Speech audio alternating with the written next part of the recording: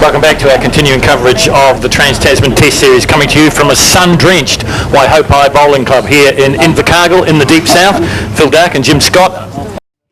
And we're into the second matches today, and it is the women's pairs. And you've joined the action just as it has started. And Jim Scott, you've been running up and down the stairs, chasing all the details. You know what's gone before. I know that New Zealand's won the two previous tests, but numbers don't exactly tell the story. No, I don't believe they do, because in the first we're down something like 11-0 or 11-1, something along those lines in the first game, and they came back very strongly to win that 16-30. So it was a huge comeback, and once again in the second test yesterday they were down once again, but not quite to the same extent, but once again came charging back and won that one 16-15. So it's been games where they've come from behind, but some interesting scenarios within the Australian team, because after the first test the Australians skipping the triples, which was Kelsey Cottrell. She swapped positions and came over and skipped the pairs along with Lindsay Armitage, who was the lead.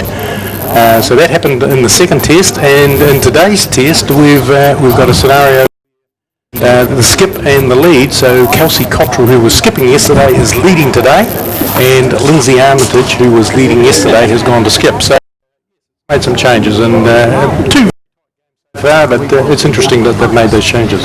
And so far as we know, it's status quo in the New Zealand team. Yes, status quo, yes. This is a combination which has been playing together for many, many years, and even prior to playing bowls competitively together, they certainly formed a very formidable duo on the soccer field with a lot of others, of course. And so they've had a lot of fun playing sport together for. And it shows in the way they read each other's thoughts and the way they combine too, doesn't it? They are a formidable pair, as you so rightly said. Well, that's, I guess, part of knowing each other, knowing a lot of details about each person. Certainly Joe and Val have spent a lot of time on the sporting field and a lot of time in leisure time as well together. So, and I guess that results, I mean, if we have a look back, they are the current world champions, and they won the world pairs in 2008, and Joe. And that same year in 2008, of course, Val Smith won the gold medal at the World Bowls in the singles. So just their record just really speaks for itself. And currently ranked 1 and 2 in the world. Yes. Well, it was interesting because I was of the opinion, I think Val Smith did get to number 1 in the world, but currently Joe Edwards has taken over from that. So Joe's number 1 in the world and Val is currently number 2. So we've got 2 of the best players that we're going to see this afternoon. So once again, Jim, we're going through this feeling out period, aren't we? Although, well, for Joe and for Val, it's probably not so much a feeling out period. They're so used to their play, but for the Aussies, it's once again getting into sync with each other and then getting into sync with their opposition. We saw this, didn't we, in the men's singles today? Yes, it is, and it's very much just getting settled in for a start, and the most important part is when you come on and you're playing on a new rink that they haven't played on before. So the most important thing is they've got to determine the line and where the bowls are actually going, and of course the weight. So they in the early stages. Of course, they have had trials before the start of the game, but once they get settled in, of course, the game proper starts, and that's when they want to be landing on the jack. And that's what we've got now, the game proper. This is the TransTasman Test Series. It's the all-important third and final test. And it's nip and tuck at the moment, Jim. Yes, it is. Well, within the women's scenario is the New Zealand women won the first test and won that 3-1. And in the second test, they also won that 3-1. So they've retained, or they've taken back, I should say, the TransTasman trophy for the women. But however, their pride is very much on the line from both sides, and they will be both trying to win in the last game, because on top of the individual series where the men play one and the women play a series, there is an overall trophy as well, and currently New Zealand are ahead in that. going into the last round with 4 games. If New Zealand win one of those games, they will win the overall trophy as well. So there's a lot of pride on stake this afternoon. So we could wrestle the trophies off the Australians who took it last year. I guess from a New Zealand point of view, that's what we're looking for, but from an Australian perspective, of course, that's what they're trying to achieve as well. And there is no fiercer competitor than an Australian, and particularly when they're on the back foot a little. Absolutely. Never a more truer word spoken in sport. And certainly this TransTasman rivalry, and it's got the people out here watching what is some pretty high-class bowls. I believe the standard has been exceptional. And if we've got number 1 and number 2, we've got number 1 and 2 countries in the world, and we have players in the world, we would expect the standard to be very, very high. And they've played in some difficult conditions over the last 3 days with a lot of wind, so it's been very difficult. I see that this afternoon the wind has got up a little bit, Phil, but I'm hoping that it won't interfere too much with the game. That's right, this is the afternoon session of the TransTasman Test Series, third and final day, and as you heard Jim say, the weather is a concern, although the sun is beating down fiercely as it's known to do in New Zealand, but that wind, we're just looking at the flags here from the commentary position, and they're sort of standing straight on the poles, so it is getting up, and that is as the forecast predicted though later on this afternoon. Yes, I think we're rather fortunate because the forecast on about Tuesday and I think even on Wednesday was for a considerable amount of rain in the south this afternoon. Fortunately, the weather forecasters haven't quite got it right, so we're out here today in beautiful sunshine, so that's great. And you'll see from time to time in our coverage the overhead shot of the head as it builds nicely, and it looked to me like Australia might have been holding 2 there, Jim. Certainly got 1 anyway, and it just could possibly be 2. Jo Edwards with her last bowl, I don't think she's got enough weight, she's just caught up in the front bowl. Definitely 1 to Australia, possibly 2.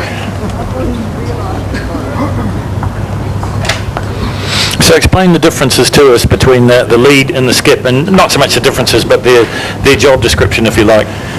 Is it up to the skip to pull it out of the fire, or is it a little bit more to it than that? Pairs is a very interesting game, and this could take some time to describe, Phil, but it's very interesting. We're currently playing 4-bowl pairs, so the lead plays 4, and then the skip plays 4. So we have a number of different games of pairs in the world, but this is the official as recognised by the World Bowls Council. This is what most internationals are played under this format. But here in New Zealand, we traditionally play a 3-bowl pairs game. So the lead plays 3 and then the skip plays 3. You go to Australia and their traditional game plays 2, the skip plays 2, they swap over, and then they swap over again and the lead plays another 2 and then the skips play another 2. So it's a big long game and there's a lot of walking in it. But it is a good game as well. You go to Hong Kong and they've got a pairs game, Hong Kong pairs, and it's where the lead plays 2, and then the skip comes down and plays 4. Then they go back and the lead plays 2, and the next game that reverses. The skip plays 2, and then the lead plays 4, and then the skip plays 2. So we've got a lot of different varieties of pairs, but if you actually have a look at all the games of it, it's very lead getting a close bowl for a start, because that's really where the game gets dictated from. And if the lead and set the position up initially, that's where the game goes from. It can happen, and particularly where you have 4-bowl pairs, if the skip is a very good driver, it can actually affect the game because they can alter so many heads. So it's quite different in the 4-bowl pairs to the 3-bowl pairs. Well, thank you for that enthralling dissertation. I think you lost me with about this could take a while, Phil. But I'm sure the viewers at home have got it under control now. The upshot of it is it's a first end to Australia.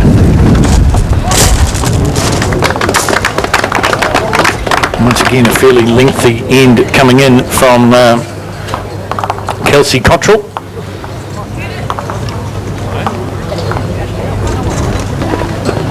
Now, Kelsey's just 20 years of age. We mentioned this before in the men's competition, when for years and years and years people labour under the apprehension that bowls is a sport for older people. Well, this TransTasman test has made an absolute nonsense of that, because in the men's single competition that we've televised for you, none of them had reached the grand old age of 30. And here, as I mentioned, Kelsey just 20 years of age. Yes, but not only is Kelsey 20 years of age, you've got Lindsay, and she is 27 years of age. And if you have a look at the number of times, she's had 158 appearances for Australia. I mean, it's a huge number. And Kelsey Cottrell, if you have a look at her statistics, she's actually had 126 appearances for Australia, and she is aged 20. Kelsey was actually born in New Zealand, so we've got to claim some rights there, but by the same token, she spent most of her life in Australia. Her parents moved over to there and probably chased the sun, but they probably should have gone to Invercargill to chase the sun today. But she was born in New Zealand and moved over there, and has got stuck into the bowls. And she says in her profile that a lot of thanks to her mum, who's done a lot of work in encouraging her to participate in the sport. And certainly her record is excellent. So Kelsey's got a lot of, even at 20. I mean, she represented Australia 5. Now that's quite hard to work out, isn't it? Years since she first played for Australia, so that's 15.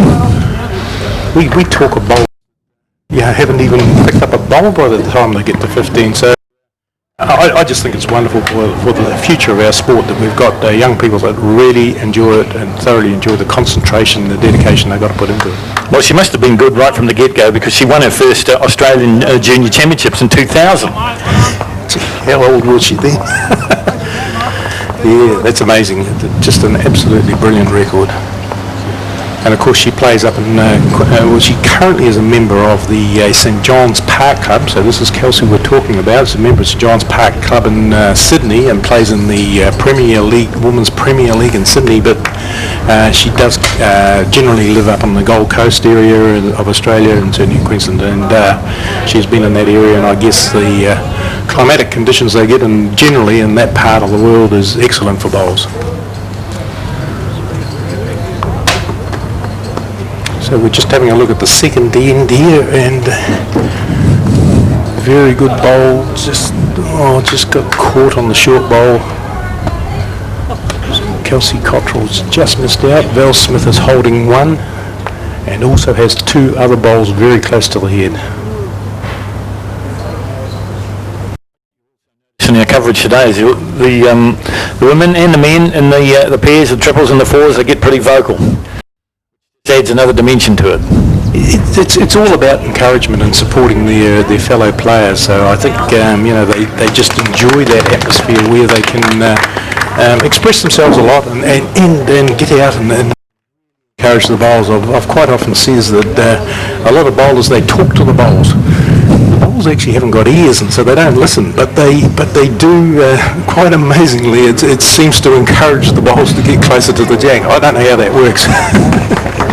I think we'd be in trouble if the bowls had ears.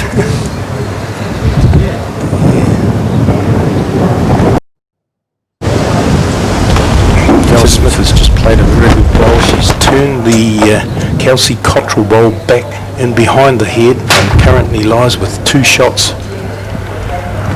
So we see Lindsay Armitage, which is going to come down on the forehand, and it's coming.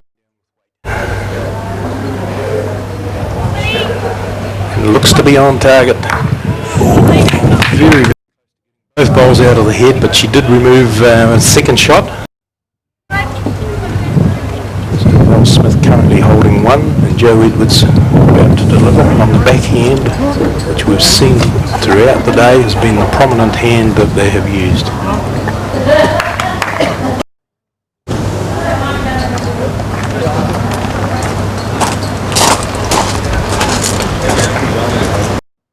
Let that one go a little bit hard.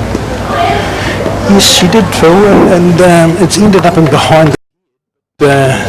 Having said, it's not in a bad position because we talked about that before. The importance of actually getting in behind the head, because in a lot of these games the jack is moving around. And as you said so poignantly, it's not going to move forward. We haven't worked out the reverse spin on the jack just yet. No, well, amazingly enough, we talked about that this morning, that very seldom does the jack come up the green, and we had one scenario where the jack actually bounced out of the ditch. it rebounded off something and it came up the green, and New Zealand singles player Shannon McElroy had 2 shots, and they remained the 2 shots that counted. He, of course, had one more bowl and he drew another one. So it was one of those generally don't see the jack coming up the green. This is a nice bowl coming in here from Edwards. Yeah, Joe Edwards, what a brilliant bowl that is, just right close to the jack. Kelsey Cottrell just telling Armitage exactly where she wants it. Once again, she's looking to play some weight through on the backhand backhand side this time. But she's, a very poor bowl's gone right underneath the head.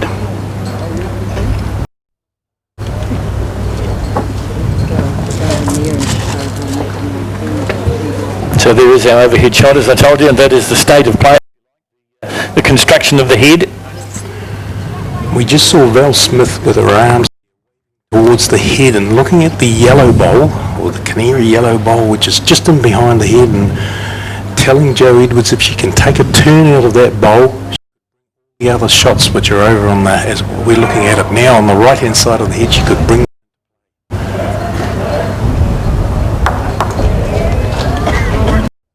the bowl from Joe.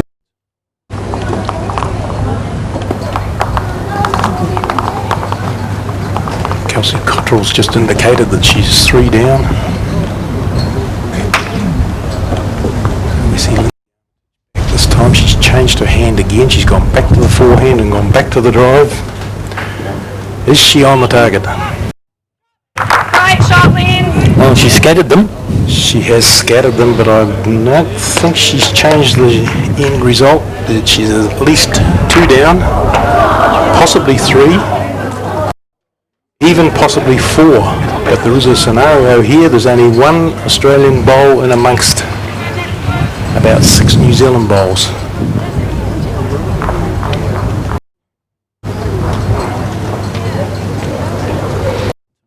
New Zealand to take the lead here. So Joe Edwards has elected to continue to draw, says that we're holding 3, I'll try and draw another one for 4. So coming down the backhand.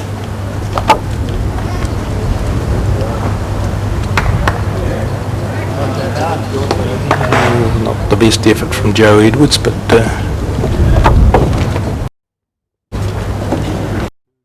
taken out. A look at this next one, looks like they want to have a measure. So the tape comes out again. Tape comes out, it doesn't tell lies, it tells them exactly what's happening, so Smith there right against the jack, Kelsey Cottrell over against the bowl. And New Zealand bowls in, so that's 3 shots, and they're going to have a look at the 4th shot as well. Not in, so it's number 3 to New Zealand, and that one's not in, so 3 shots. So second end, so after 2 ends of the 18 ends which they're playing today, the score is New Zealand 3, Australia 1.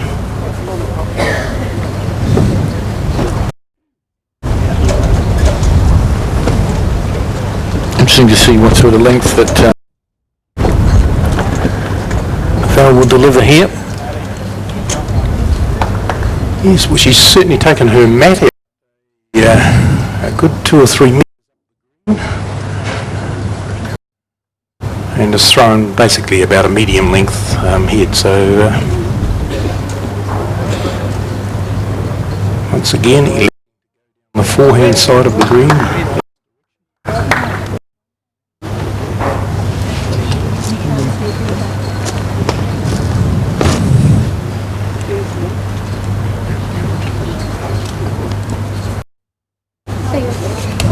Phil, we've seen a lot of bowls in this direction go just of the jack. Not too many have set out wide. Maybe they just need a little adjustment just to try and get back to the when they finish. So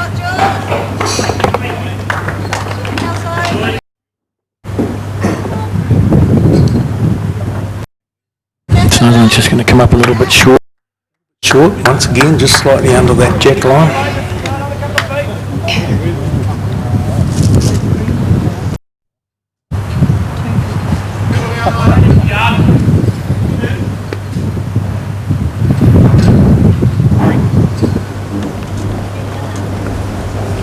Throughout the Test series, Phil, the New Zealand players have all been wearing a black armband in memory of those that have lost their lives in the tragic earthquake in Christchurch. So it's recognition by them that the Christchurch people have suffered and I guess are still going through. Yeah, and I've got a feeling that there's a fairly comprehensive fundraising organisation going on here behind the scenes, as well as sporting events wherever you're going to be for the next probably 2, 3, 4 weeks. Yes, we've had some information through from our Christchurch bowling clubs, and I just can't recall the number of clubs in Christchurch, but my understanding is that there's around about 20 bowling clubs have had either their buildings and or their greens affected by the so there's going to be a massive effort to have to get the greens back in condition, number one, and I guess where clubs have suffered damage within their clubhouses, it'll make a big difference. In fact, I'm led to believe that there are some bowling clubs that may not even. Yeah, so there's been some horrific things, but I guess they pale into insignificance compared to the loss of life in the Oh, absolutely, Jim. Nothing more true said. I mean, the ramifications will go on for years and years. We've heard the World Cup won't come to Canterbury, and all these other things you've mentioned, bowling clubs, cricket clubs will be in the same vein. Tracks, anything where grounds involved, Church and Canterbury area are probably a little bit under suspicion at the moment. Oh, absolutely. Yes, yeah. And don't you feel sorry for them? Because, I mean, they are a very important part of our sporting scene in all sports in the Canterbury regions. They're fierce competitors, and just looking at Val Smith's bowl come down very close, just not quite close enough, but there's at least put another bowl on the head and give some opportunities.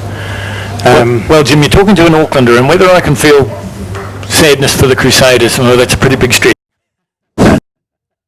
Yes, I guess us avid Highlanders fans are much similar, but we're in a very unfamiliar position at this stage because we don't know what leading the table. We're in that position, which is absolutely wonderful, and it's a great combination, Otago. So it's for the Highlanders to be in that position. So Absolutely, they deserve it. They're playing brilliant rugby. But let's get back to the bowls. That's what we're here for. TransTasman Test Series. It's the third and final day. It's the all-important between the women. It is Lindsay Armitage, the skip.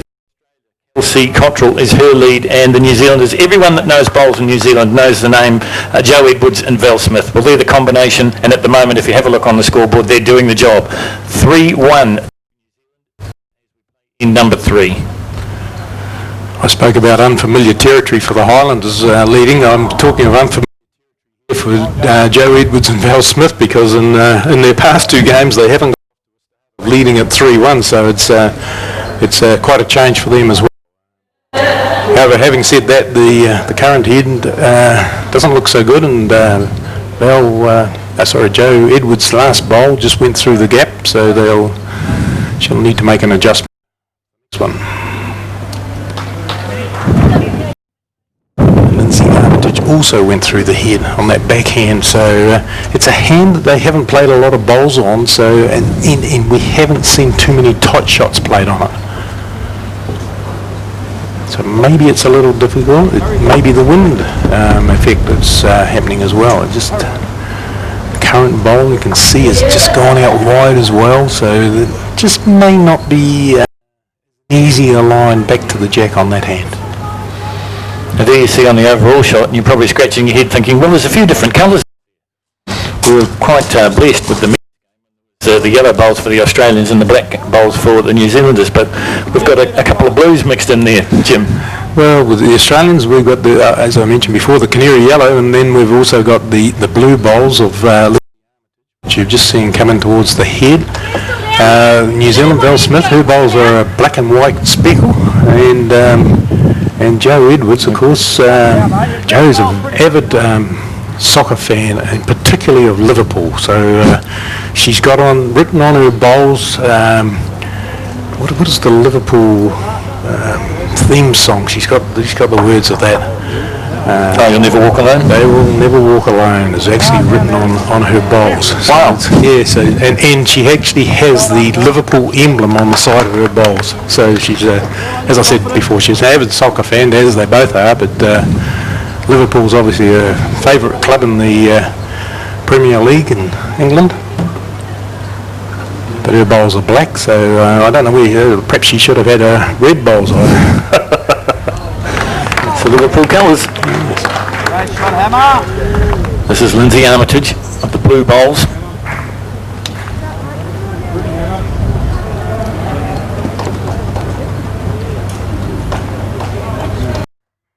So Lindsay Armitage has gone right round the back because the 4 to 5 back bowls prior to that one all belong to New Zealand, and there's no doubt about it that we'll be playing with some weight.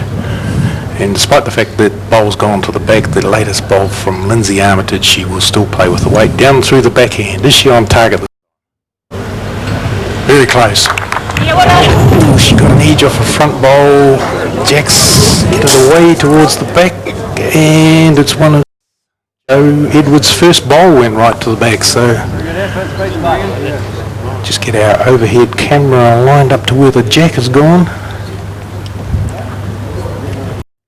I just thought she'd played the blinding shot there, and unfortunately, through a bit of good fortune, and I'm sure a lot of skill, it's come undone for the Australians. It's come undone, yes, yeah, that's I guess it wasn't luck because she was right in the area with her drive, but just perhaps fortunate where the jack has ended up. So New Zealand currently holding at least 2 shots because Joe Edwards is in the ditch. It's a toucher, so it remains alive. And we got Lindsay Armitage playing the last bowl of the head, and it's playing down on the forehand. Certainly on a very good line, just over to her weight now. Oh, Kelsey Cottrell likes it.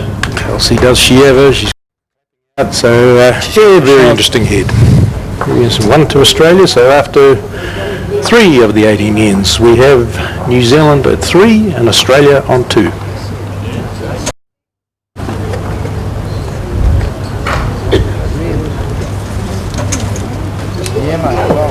Each of the individual bowlers keeping their own scores, as well as here you'll see the scoreboards at the back of each of the rinks, and of course we're keeping you up to date with our graphics pack. 3-2 New Zealand over Australia in the pairs. Once again Australia controlling the mat here now. Jim, are we going to see a change in tactics? Have we seen a change in tactics? Yes, yeah, the first, the mat has been brought up about a metre from the 2 metre mark, which it has to be up, and the jack is about 3 to 4 metres over the short peg mark. So yes, the change of tactics, the end's been shortened up quite considerably. So we see lining up on the backhand.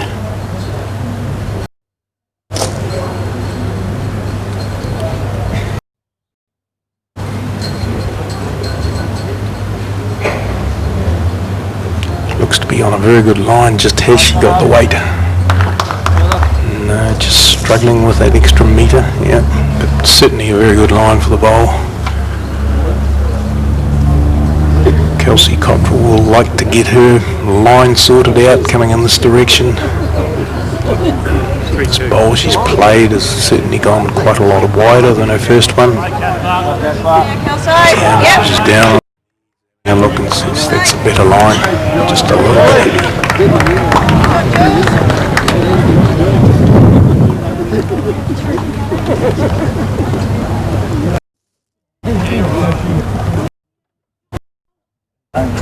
So this is Bill Smith. Now, would she be thinking immediately that I've got to counter that last bowl, or is she thinking about how we want this head to look like and then maybe another couple of shots? They're always looking towards what the future is, but part of it is, yes, you must always be looking to match some bowls because you don't want to be dropping big numbers. But for the leads, and particularly their first 2 to 3 bowls, it's very much about setting the head, so getting bowls close. And at this stage, both teams really haven't got a close one, and perhaps apart from this bowl, this will be the closest one of the head. Let's see what a great bowl that was, and that then starts to set the pattern for the head. So we see Val Smith remaining on the backhand, and will be looking to match that bowl. We can sort of see the tracks in the grass. I don't know if you can see them on television, but it is following the same trajectory. Kelsey Cottrell's bowl, just a bit heavy.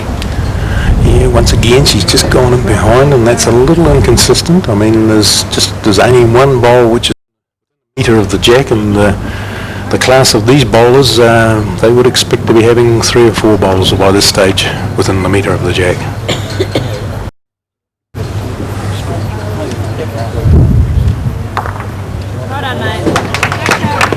Just wondering, Phil, we talked a bit about the wind before. I just wonder whether the wind is a bit, and that's just perhaps making things a little more difficult than what it has been. I think what are we talking about now? Is that a westerly southwest area? Yeah, it shifted a little bit from what we saw this morning, maybe southwest now.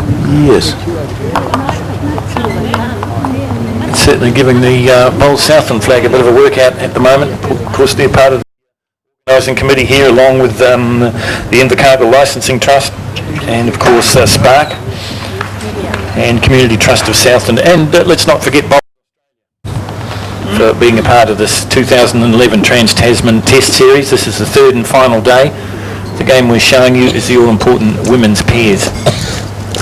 Phil, you mentioned the Licensing Trust, and we've just got to be indebted to what they have done to host this event in Southland. I believe this is tremendous time that a test series in bowls has been held in Invercargill, and no small effort to the work that's been done by Bowls Southland, Executive Officer of Gordon Crombie, who's been out there basically working with the funders and Bowls New Zealand, and to bring this series down to the south.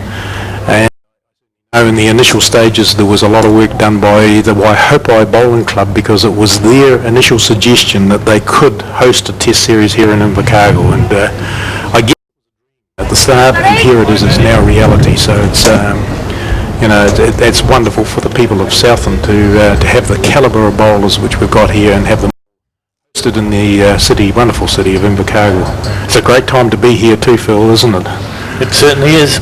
Yeah, it certainly is. Had to sample some of the products of the oysters, and I can assure you they're as good as they've ever been.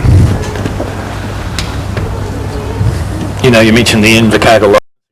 Not just bowls, it's just about every sport in Invercargill. They're right behind. Look at the world-class cycling velodrome they've got just down the road. New Zealand now very much on the world stage in cycling, and it's all because of that fantastic facility. Look what they've done for rugby. We talked rugby before. Certainly made some big differences to sport in the whole area, and have brought a lot of people into the city. Unbelievable in Southland, and it's all come about because of them building this velodrome. They previously had the cycle tour, of course, the cycling tour of Southland, and it's one of the events which comes here to the southern part, and have done a wonderful job, you know. So it's just great that they in turn have recognised that bowls can be a part of that scene as well, and have brought them here. And I would suggest, the success of this one, that it won't be the last time they come here as well. No, and the other thing it'll do, Jim, success breeds success, because this and thinking, gee, I wouldn't mind having a go at that. And you might see in 5-10 years' time the fruits of your labour here at Waihopai, and you'll see a champion come out of the Invercargill region because of the sport of bowls by here or being here in the flesh. Wouldn't that be wonderful? You know, if the sport of the foresight of the Invercargill, Southland Bowls, Invercargill Licence, and all the people that are involved, if they can benefit out of it, I believe it's great for the sport. And we mentioned before, because of the relative youth of the competitors, kids watching this will think, you know, it's not an old person sport anymore. I could be playing bowls. This is a cool sport to play. That's and right. That makes such a difference. You mentioned it before. That's our future. Yes, and look, we've got a lot of young kids that are playing and they want to play. It's great, you know. And when I say young kids, look, we have kids. We have 8-year-olds, and unfortunately, we've still got a sport which is available for the 88-year-old as well. We're probably one of those fortunate sports that has that opportunity for all ages to participate. But as you see at the level, it's certainly not, it's more geared for the younger person, and I guess that's the flexibility of the muscles and all that sort of thing, and the concentration levels which they can put into it. And the other thing I guess you've got to talk about is the time it takes to be absolutely on top of your game. And we talk about these young 25, 27 years of age, but they all started at 9 or 10. That's right, yes, certainly. Joe Edwards just missed the jack coming down on the forehand. Oh, she's not happy either. Not happy, no. But yes, it's just a dramatic change is happening at the present time, and that's great. You know, I mean, there's have got a program in their schools, and their clubs are in the program where the school children in their school time are actually coming down and their curriculum is participating in bowls, so it's certainly a big. So what did we get on the fourth end? We had 1 to Australia, so 3-all.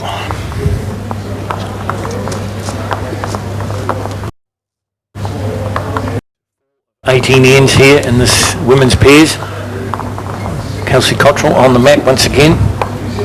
What would be the advantage, Jim, of them swapping and changing skip lead like they've done? Is that just to throw another level of confusion into the opposition? I don't think it's got anything to do with the opposition as such. I believe it's part of them trying to get a settled pair together. They obviously have not been happy with the results that they've had. Now, sure, they haven't been beaten by much, but the fact that they got in winning positions in both games they've played and then lost them would indicate that they're looking at it and saying, you know, our bigger picture is where do we need to develop this, because you do develop a pairs combination. The longer they play together, they tend to play better. So I guess it's part of, whilst they want to win this test series, they realise that the women's test series is gone. They may be just looking and saying, well, we've got other stuff which we're going to be playing in the future, and we have to test out the combinations. So sometimes it can be quite disruptive, though. If the players are happy with it, make a difference, but if the players are not quite happy with the combinations that they've got, there's a little irritant in there, and they want to see it changed and all. Is equivalent to the dreaded word rotation. We shouldn't go there, should we? But however, generally speaking, seen that you have players are either skips or leads, and that's generally the way it operates. However, having said that, the Australian players in particular, they're quite comfortable whether they skip or lead. So, and I guess it's the level of bowls we're playing. Like any one of these bowlers out here today could actually just go out and skip. So it's they've all got that ability. Records which prove that they're very good bowlers. So. Well, we've certainly seen that in the changing in the Australian side, but at the moment it is Kelsey Cottrell, the lead, and Lindsay Armitage, the skip. And the New Zealand skip is Jo Edwards. She's up there with Lindsay Armitage watching the proceedings. And this one looks a little bit more tightly grouped. Certainly a lot tighter head than we had just going in the other direction. So, and Val Smith on him behind the head, but Jo Edwards says, I'm quite happy with that. You've given me a back. Currently 1 shot to Australia and a very good bowl just in behind the jack.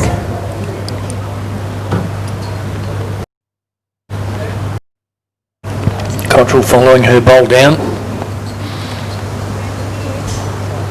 Oh, it's just not going to be heavy enough, I don't think. Not quite come back in, but all of her bowls are basically within a metre and just in behind, or most of them are just in behind the jack, so it's certainly building ahead, because if the jack starts moving a distance, we have a scenario where they can score, so I would think that Val Smith would be looking to get a bowl either in on the head or just in behind it. And she looks very close. Ball coming in, it's touched the jack, and they get the slap of the hand, and it looks like New Zealand have scored. That's liquid chalk they're putting on the bowls rather than touching the bowls with the normal chalk and marking them. The intention behind that, if that bowl, for those that are not bowlers and are watching this, if that bowl ends up in the ditch at some stage, within the bounds of the rink, it remains a live bowl, whereas any other bowl, chalk on it, bowl.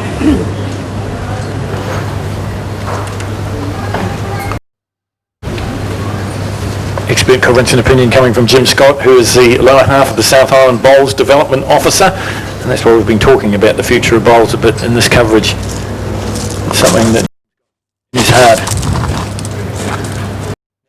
Job of the skips. Lindsay Armitage. Once again, we've seen it so many times, the bowl, it's hard to read anything in the body language. She should be happy with that.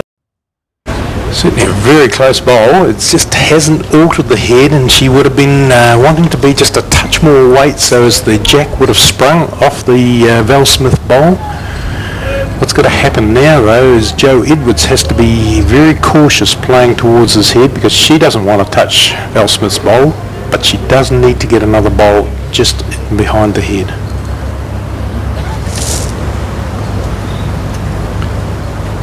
There's Joe looking at her bowl, and her bowl's heading towards the head. Has it got enough weight? Not quite, but could make things a little more difficult. Just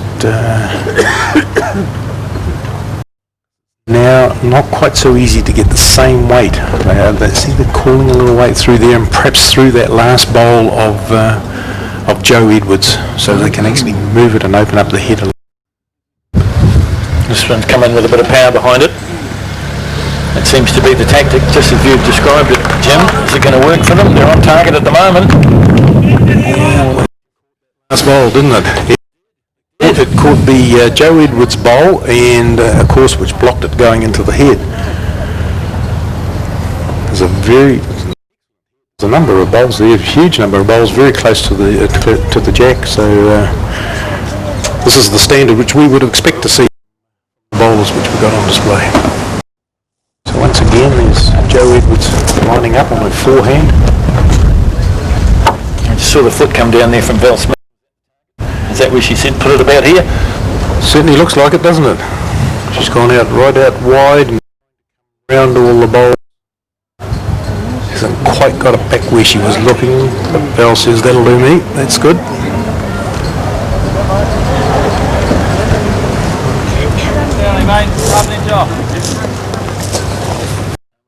Forehand once again.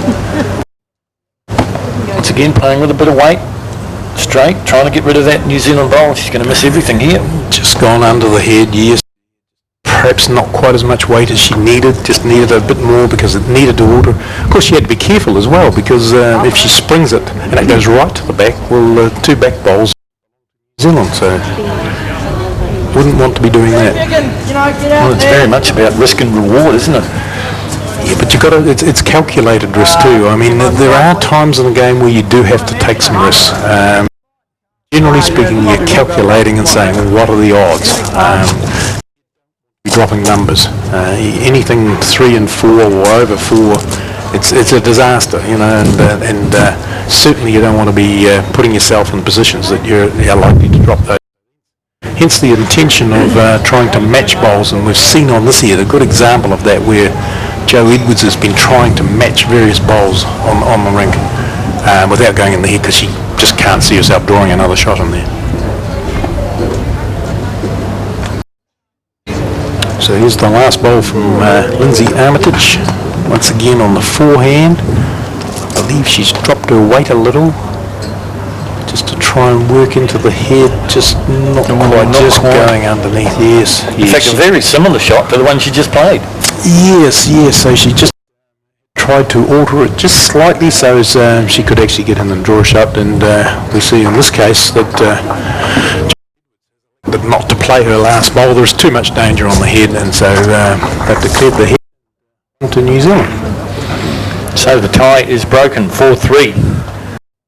Move through 18 ends to play in this pairs competition. Once again, New Zealand controlling the mat. Yes, it'll be interesting what sort of length Val Smith is looking to play this time, because they went back to a longer end going this way previously, and once again they've done exactly the same. She has pulled the mat up, but the jack's right up on the 2 metre spot. We can probably hear the wind from our sound. It's definitely getting up here at Waihopai. We just hope that that doesn't disrupt the quality of the bowls, because we saw over the first 2 days of this TransTasman test. We certainly don't want the strong winds that we had yesterday afternoon. Oh, it was horrific, and I felt sorry for the bowlers, because on occasions they'd play a bowl which was reasonably close to the line that they were looking to play, and the wind would just pick it up and cart it, and it would sit right out on the side pegs of the rink. So when that happens to a bowler, they get very frustrated, and the hardest part is where you put your next bowl down. What line do you take? Because you've already taken a line and you think it's correct, but the wind's altered it, and you say, where do I go now?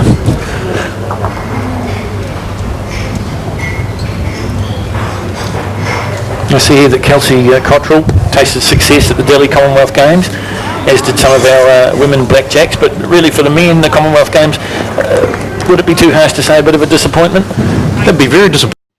Yes, there's no doubt about that. I mean, they went to the Commonwealth Games, and I'm not sure what they were looking for, but out of the 6 events that were being played, I would think they'd be disappointed if they didn't win at least half of those, and that didn't happen. I mean, we had an extremely gutsy effort from Val Smith, who got herself in all sorts in the earlier stages when she couldn't win many games and was really battling, just struggling with the conditions. They were playing on a carpet, and so it was quite a different surface that they were used to, and they did have some difficulties adapting to it. So they spent some time practicing on it, but it's when you get into the game situation, of course, it's quite different.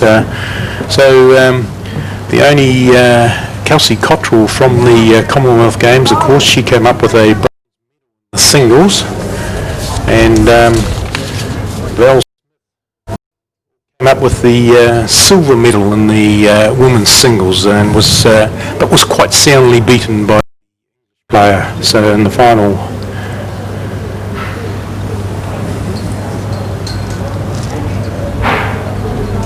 I know at the top level of the game there was of not witch hunts, but sort of reports and inquiries and things as to the disappointing performance. But as a player yourself, do you just put that behind you and just move on to the next one? The players in New Zealand wouldn't have put it behind them. They realised that they haven't performed to the level that they expected. I know there's you can call it a witch hunt, and it may be, but they would have gone back and assessed and said, was our preparation correct? Was the India correct, and were we playing on that surface for long enough? What other things did affect our performance? Why didn't we achieve?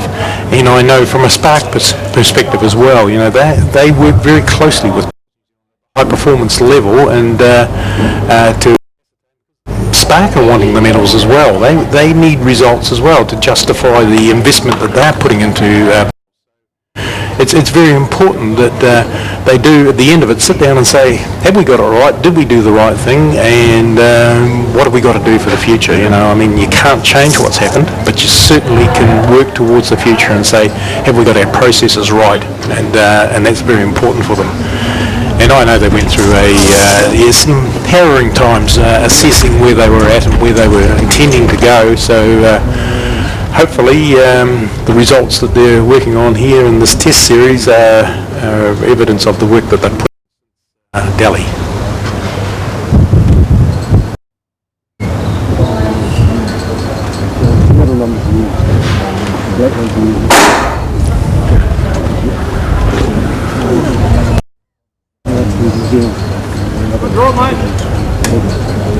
Just looking at that shot there, the camera can be a bit deceptive, but Australia look like they might have one here. We've got one in the ditch, that was earlier on, and we've got one New Zealand bowl virtually in the ditch, but that's still in play. Just on the very edge, and it just can't see it on our screen quite at the present, but just having a look out the window, it's very close for shot. Just water, Lindsay Armitage, yes, has come in, and Kelsey Cottrell has indicated that last bowl is the shot. So we assume that it is 1 to Australia rather than perhaps 2 to Australia by the indication of Kelsey Cottrell, the lead.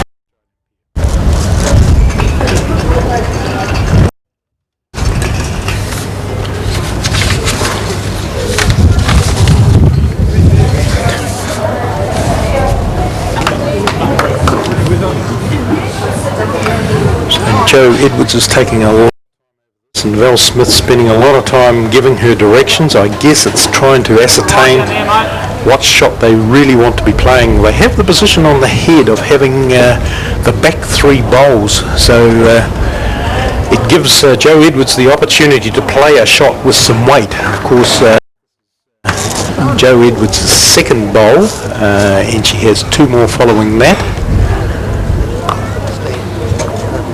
As does Lindsay Armitage as well. She has 2 more bowls. So here's the reply coming in from Joe Edwards, played with a bit of weight, as suggested by Jim Scott. And that wasn't in the game plan. No, she wasn't far off the target area, just slightly narrow.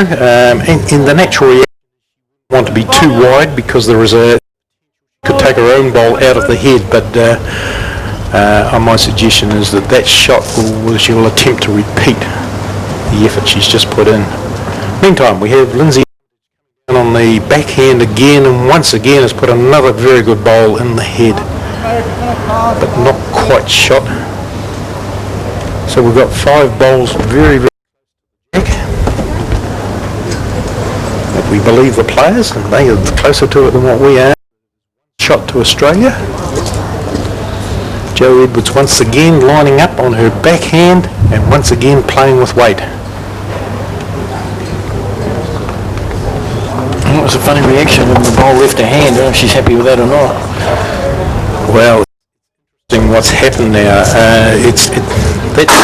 That shot has completely the head because the bowl which was in front of the jack was protecting the New Zealand bowl on the head. Case, and if New Zealand are only 1 down, they won't be too much weight towards this head. But conversely, Australia, if they play with weight down the backhand, this time they've got the opportunity to pop the New Zealand bowl out of the head and sit with 3 or 4 shots. And that's what they're looking for here, aren't they? Just if she's Lindsay Armitage, she got the weight. Oh, she could. Very close. Just thought she was going to pop her own ball out of the way there for a while.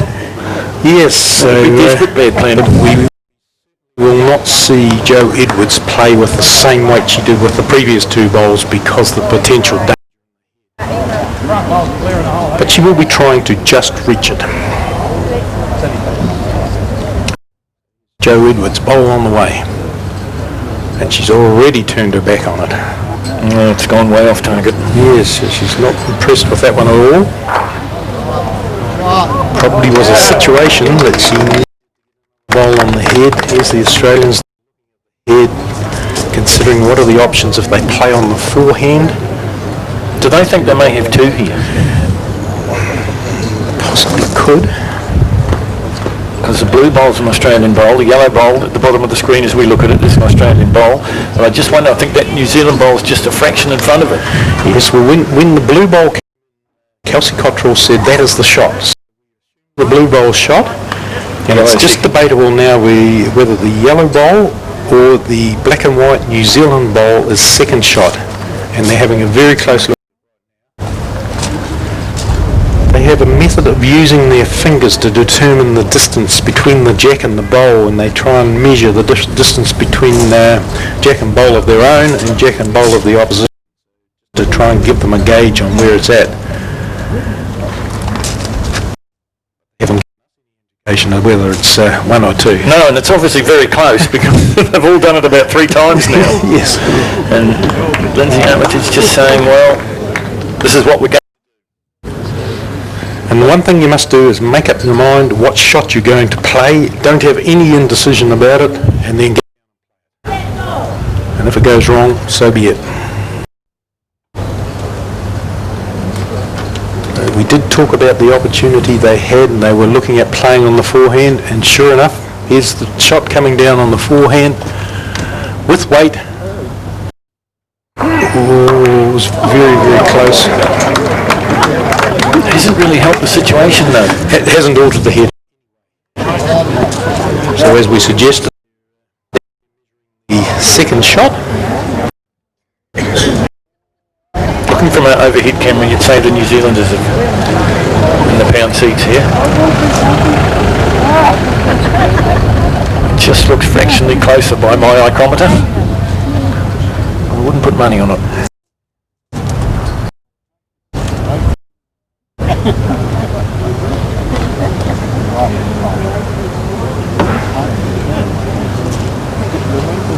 I guess this all helps to build the tension of the game. There's no doubt about that.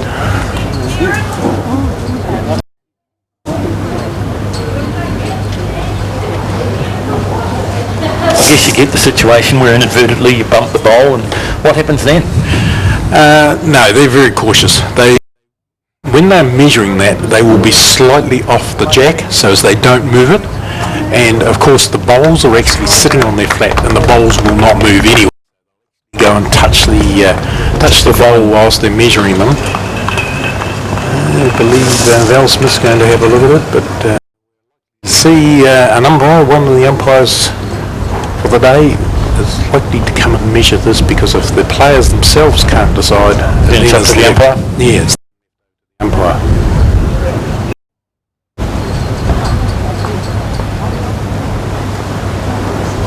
And you get the feeling this is going to happen because obviously the Australians have said to Val, will you try it because we're not sure. Yes, Val Smith measures it. She believes that her one. Oh, there we are. We've got an answer. So definitely was the Australian bowl there, the blue bowl. The previously the yellow bowl of Australia was the other shot. So Australia picked up 2 on that end. So for the first time, as we move into end number 7, the Australians go ahead 5-4.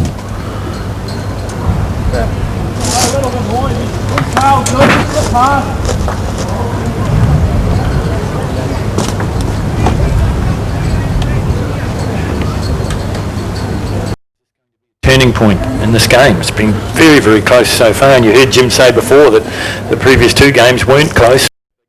Huge margins, but then the Kiwis clawed them back. This time the Kiwis have started well. The Australians started in the clawback now. Yes, well, we talked about the different combinations, so you have a different scenario, and it might be that the Australians come from behind, perhaps. But it wasn't as if they're dramatically behind. I mean, the most they were ever down in this game is 3-1, so that's not much in a game, and particularly in the early stages of a game.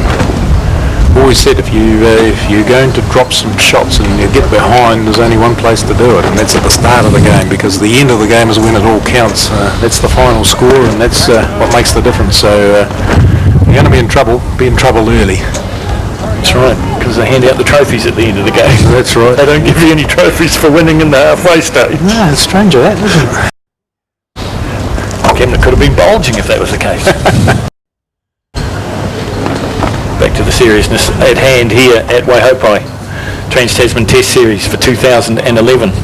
Just to give you some background, Australia won in 2010, New Zealand won in 2009, but the Test Series was held in Australia, in Brisbane. It's normally turn and turn about. But we're here at the beautiful Waihopai Bowling Club under the stunning southern sun, but hampered a little bit by the wind. Just a little bit, but to be perfectly honest, I think this is, we've got a marvellous day. I mean, it's great for them to be out there in their shirt sleeves and the sun on their back. It's, we certainly can't complain about that.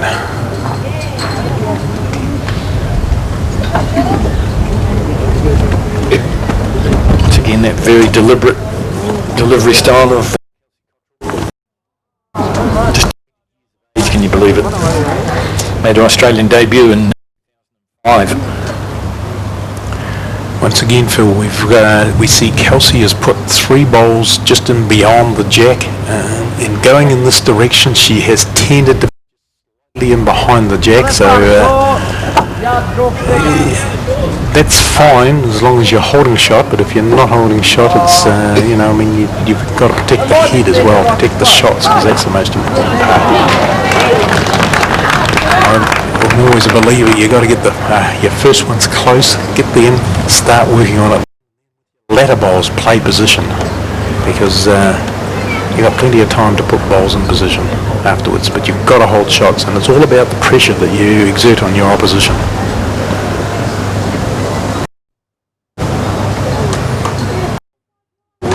Another good bowl from Kelsey Cottrell, but just slightly in behind. Belle Smith, we bowl close. She's got one right on the 2 bowls, and one's out one side and the other one's way out the other. To get a good line with her last bowl. Just looks to be struggling on that forehand side. I get the first one there, and then I can't get the others there. So it's a frustration for a bowler, because you like to have consistency with your delivery, which then in turn gives consistency with where your bowls are going. So it now becomes the jobs of the skips, Lindsay Armitage and Joe Edwards. I see a low 5 there between Joe and Val, so they're pretty happy. Yes, yeah, I think that's a lot about the camera up amongst themselves, where they're trying to just encourage each person to, you know, to be in, help each other out. As we've spoken about before, there's their combination. They've just been around for a long time, and so you see the relationship that they have when they're talking to each other. They understand what the other is saying, what sort of shot is being called to be played for, and they don't question it. They just get on and get down and play it. That's why they're ranked 1 and 2 in the world, I guess. That's right, yeah. So we see Joe Edwards coming around on the forehand. She's come around both of the New Zealand bowls, trying to get in behind there a little. Well, she would like it head. I guess the second best place is to be over the head anyway, so... It seems that you mentioned at this end of the ranks where the wind is shifting shot to bowl shot virtually. It's not too sure what it's doing now. It's changed again, and it's gusting. Yeah, it's got up a little bit, and it is making it difficult. And I suggest the last bowl there, Lindsay Armitage certainly missed the line. Now that could have been the wind, and might have picked it up and just taken it away. If that happens, they get very frustrated. They're just not sure where to put their next, put it down. Here we are. We see Joe Edwards once again behind the head. Just wondering if it's going to get to the stage that Lindsay Armitage should be playing with weight to try and get the shot bowl out. I guess that depends whether she is currently holding 2 seconds. So we have Kelsey, yes. She says Kelsey's currently indicating that they have 2 seconds.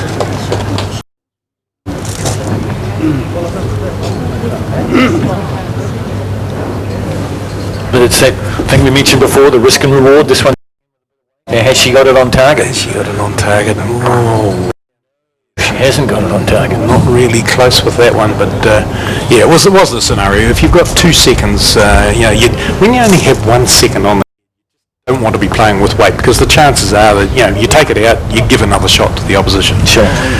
Why should you give a shot to the opposition? They've got to earn it. So yeah, and so she had a crack at the shot bowl, but unfortunately was just not on target. Joe Edwards is on target. Joe Edwards just a bit heavy, actually. Yeah, she was. Yes, she was probably fortunate that the way she struck it, that she didn't do a lot of damage. So still holding 1, and suggestion is Australia have still got 2 second shots. Kelsey Cottrell has called Lindsay Armitage on the forehand and to play a little bit of weight to the shot bowl, sit the shot bowl, or try and move the jack back to the yellow Australian bowl.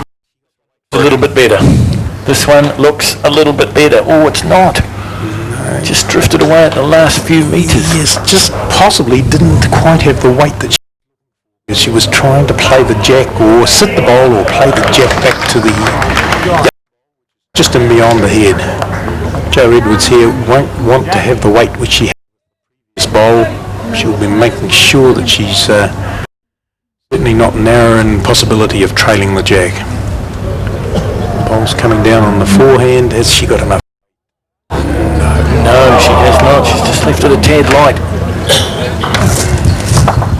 However, so it's one shot to New Zealand, so just completed the 7th end, and the score is currently tied up at 5-all. Well, we said we wanted a close game, and we're certainly getting one here at Waihopai. Day 3 of the TransTasman Test Series for 2011. And Val Smith delivers the jack. Once again, Val Smith's brought that the mat out quite a way, but she hasn't thrown the jack right back to the full length that they played the previous end going in this direction. It's just a set. She may be trying to vary the length of the jack and saying, look, I'm not comfortable myself, so we'll just we'll mix it around. We'll have some shorter ones and we'll have some longer ones, and sometimes players will do that when they're just perhaps not as comfortable as they should be and not as consistent as they want to be. That one. So here comes a reply now from Kelsey Cottrell. He's out of the St John's Park Club in New South Wales and Sydney. Boy, there's been a few champions out of that club. Yes, well, actually both, no, both don't play there, do they? No, Lindsay Armitage, Helensville Club up on the Gold Coast of Australia, but yes, what happens is St John's Park is one of the bowling clubs in Sydney and has a wonderful record in numerous competitions, both men and women, and so what happens is they perhaps import some players, bring them in to help their teams, and they've got very, very strong teams, and they've been like that for a number of years now. Of course, it's from New Zealanders' point of view, the size of the bowling club, it's quite different to the way we operate. It's a big club as such, with a lot of members, and then it has a bowling component, although it is called the bowling club. So yeah, it's quite a big club and big scenario, and it's a very good club, excellent facilities. One of our top bowlers in New Zealand, Paul Girdler, is currently of the St John's Park Bowling Club in Sydney, and participates in the Premier League for their club.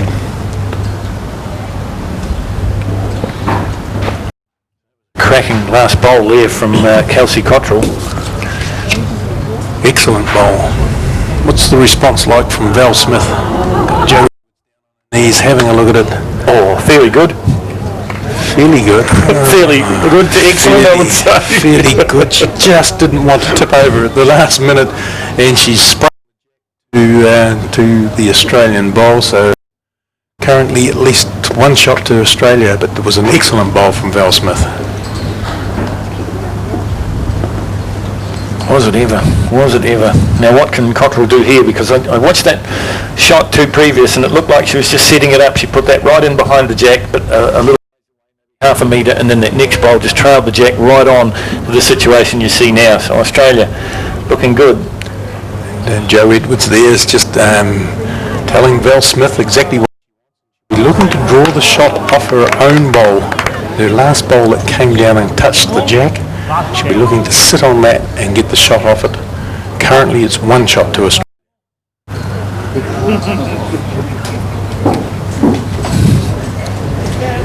Jo's down. Has Val got the weight? Not quite.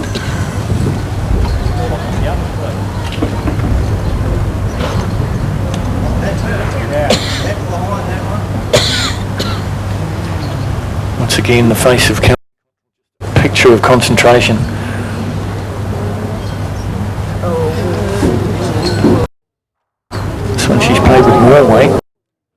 just going to be a backstop, if you like, if things change here. They look pretty happy with it, the Australians? Yes, yeah, they won't be unhappy with a bowl which is over the head, because, I mean, they've got two very good bowls on the head, and now that they've got one in position at the back, it gives them the opportunity, if any, the head by either teams. Of course, Australia at this stage won't be playing with weight, and I would suggest that Joe Edwards won't be playing with a huge amount of weight, but will look to come to try and rest on the two Australian bowls and just move the jack just in back. So the bowl's on the hand.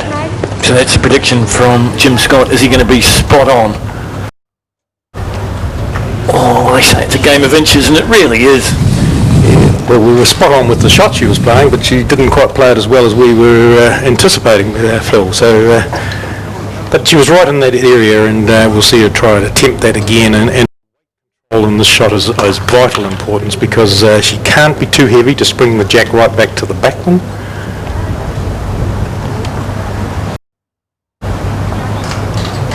Oh, it's a very good bowl there from Lindsay Armitage, just in behind the head. So now, effectively, Australia have 3 bowls to New Zealand's 1 right in. So New Zealand's cautious about this end. Joe Edwards once again, she's gone down, she's just a little narrow.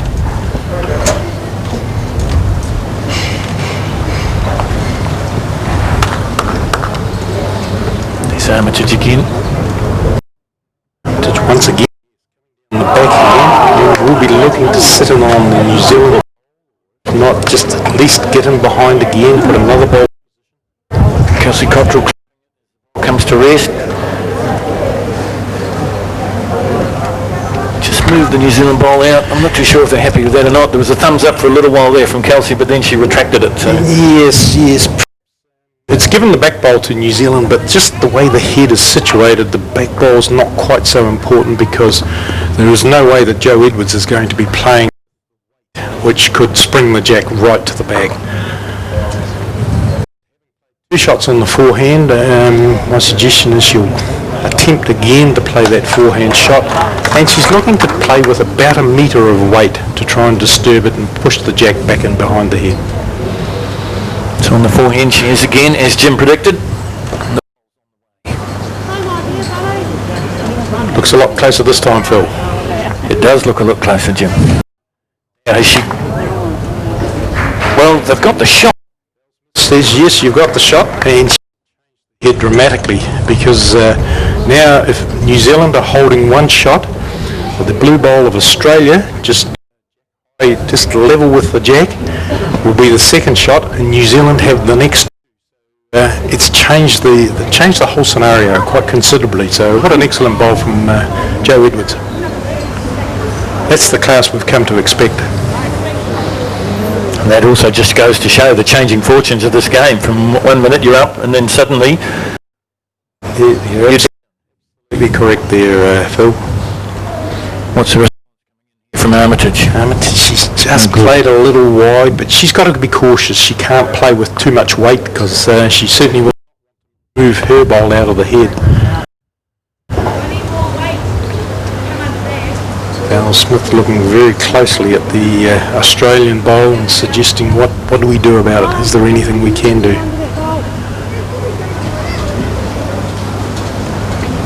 Can you read? What's Val suggesting here? The arms were going out in both directions. I haven't got a clue what she was trying to say. Is that straight down the middle?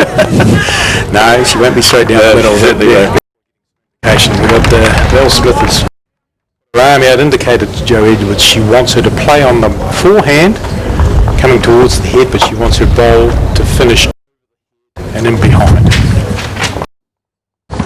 Just slightly out to the side of the head. So it's a position bowl from Joe Edwards rather than a shot which is actually going to change the head. They've said we need to leave the head the way it is, but we need just a little bit more protection in behind. So it's safety. Yeah, it's just a covering bowl. The arm goes out from Val Smith and says, I'm quite happy with that. That's we were looking for. Now, what does Kelsey Cotterill, Lindsay Armitage, what can we do here? They can't afford to drive it with any weight because it's just going to interrupt their bowl, isn't it? They can't play with too much weight. They've got one bowl amongst 3 New Zealand bowls, so they can't play with too much weight. But I believe that she's got to play on the backhand towards the head. She's doing that, and just slightly overdraw, just trying to sit on the. So it's a low risk shot, but it's a very difficult shot to achieve, of course, because she's got to come round some front bowls, and she won't be happy with it. She hasn't achieved it at all. So New Zealand score 1, and so go back into the lead again. So after the 8 ends, New Zealand have taken the lead 6 shots to 5. Halfway now, is that significant, do you think, Jim? Well, it's significant in the fact that the score at 6-5 after 8 ends is considerably different to what the score has been over the last 2 days. At this stage of the game, New Zealand has been in all sorts of trouble, and Australia have just dominated in the early parts. Considerable change as far as that is concerned, but I think it's a reflection of the bowls we're seeing and the tight heads that we've had, that the game is tight as well, so there's obviously not going to be a lot in this game. And if we looked at the final scores, to be quite honest, today and on Wednesday, they were close, 16-13, 16-15. I mean, you don't get much closer than that. What the fact that you just mentioned the Kiwis came from way back to win these games. They picked up a bit of momentum at about halfway, and then they went away. That's right. If that was me, that would be bothering me just a little bit, just in the back of my mind, thinking these get better. Yes. Yeah, so your prediction then is obviously New Zealand are going to start to move ahead. I like your confidence, but I'm sure the Australian girls are not going to let that happen. Well, we've said it so many times before, there's nothing worse than an Australian cornered or defeated. They'll be doing everything to make this close and make it an Australian victory, but I just like that look at the New Zealand combination. Yes, yeah. Of course, we mentioned earlier on that New Zealand sewing up the series for the Australian in the women's series, and that's significant for them. I mean, they've dominated so far through the series, or even though there have been a lot of close games, New Zealand have come out on top in those close games. So I guess they'll be, but they are consciously thinking about the overall trophy as well, because the overall trophy is extremely important to determine what is the premier country, and totally across the male and female components of it. So you'll never see an Australian or a New Zealand side that will give up and stop playing or that competitively in that for that number 1 position. So it's just gone round the head, I think slightly past it, so she won't. Still be an Australian shot. And once again, we're seeing all the majority of bowls, at least, are being played on the forehand in this direction. So the one side of the rink is just being used extensively. And maybe it's just that breeze which is out there, which is making a difference and making it difficult. Side more difficult. Well, that shot was either a miss, very difficult for Kelsey Cotterill. That wasn't what she wanted to do. We've seen that on a few occasions where they've slightly missed their line and the ball runs quite a wee way underneath the head and is narrow. Belle Smith is not going to be narrow. She's in the area, as they say, so it's just a matter of whether she can negotiate a track through between the New Zealand and Australian bowls. She can. Look at that. Says, I'll be happy with that one. Drawing a toucher right through between the Australian and New Zealand bowl. What a wonderful bowl, Belle Smith.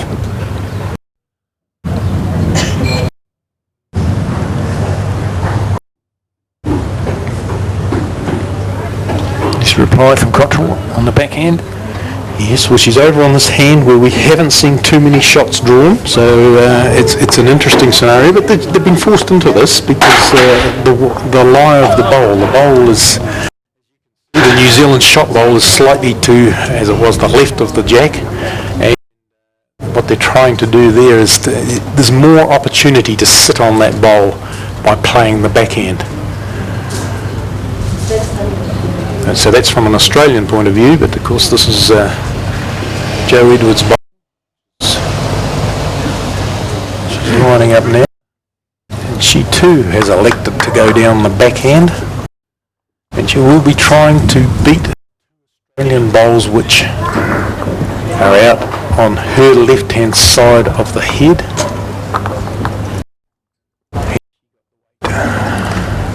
Oh, she might just be a bit narrow here. Not only a bit narrow, also short of the head, so that one won't please.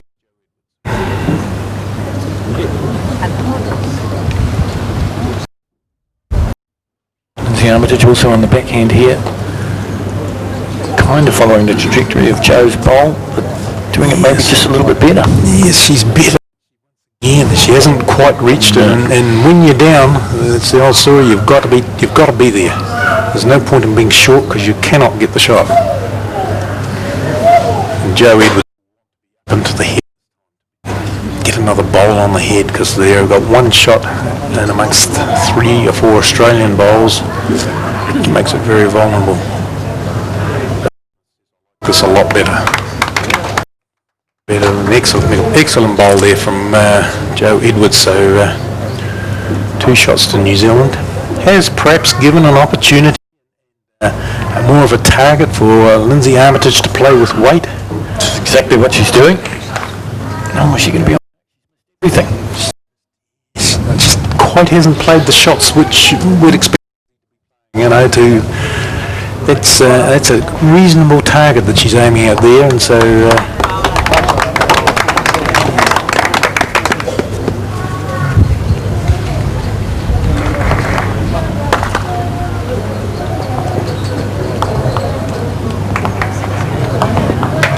Edwards on the backhand again.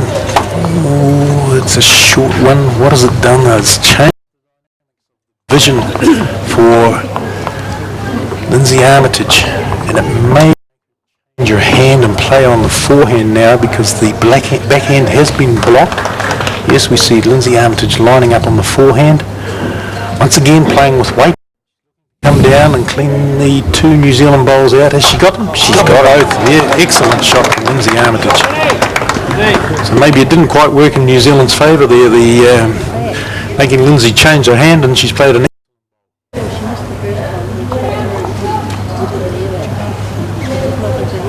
Now the play here from Joe Edwards. Gone back on Joe, hasn't it? It has. She's done all that great undone with 1 shot. I don't think she likes the look of this one either.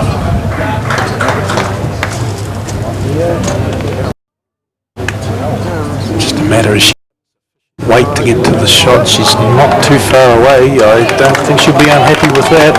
Val Smith says that'll do me.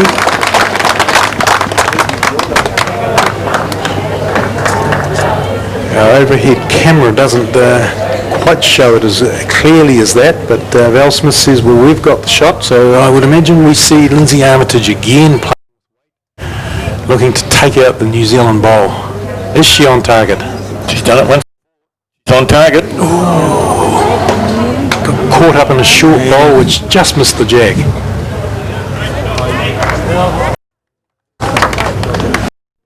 And I think Val says one shot to New Zealand, and New Zealand have gone out to a 7-5 lead. That was an exceptionally interesting head. 2 very good bowls from Joe Edwards towards the finish, which made a difference, and particularly her last bowl where she was at least 2 shots.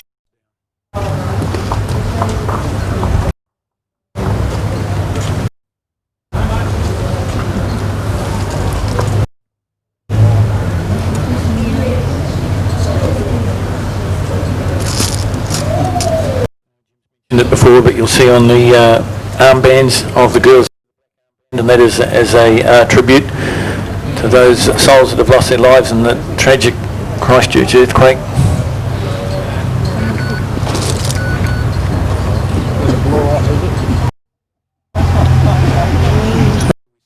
Smith, a medium length head, and she's playing on the backhand. It's gone just beyond the head with her first ball. seems to be conscious of playing and making sure that one of her bowls at least is over the head.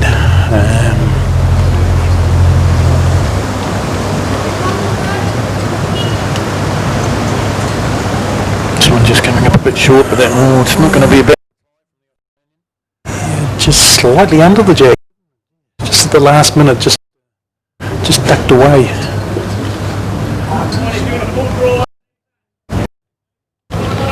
Seven 5 New Zealand leading after 9.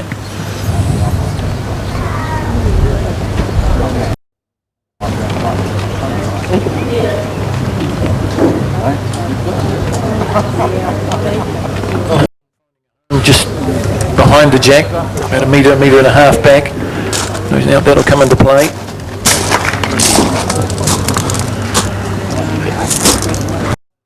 So again on the backhand. This time she'll be looking just to get a touch more green so she doesn't go away underneath the head. Looks a very good bowl. What a great shot. Well played.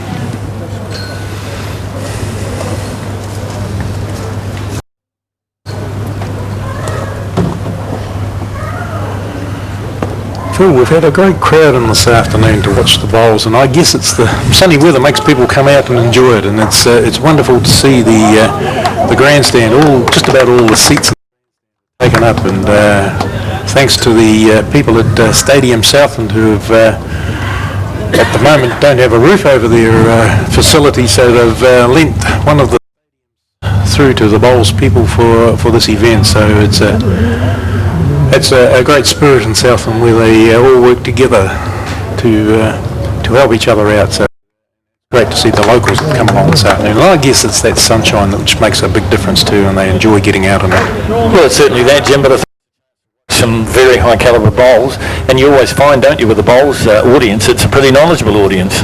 They know what they're looking at. They appreciate good skills. And boy, they're seeing some good skills here today. They certainly have. Well, they've had 3 days, but they're excellent bowls, and it's a level which they, I guess, don't normally see. You know, it's a higher level than our local representative play, so it's something which, you know, they appreciate the ability of the players that are participating. They recognise when a bowl like Val Smith, and they say, well, even the experts do it. Val can play one like I play one. Yeah.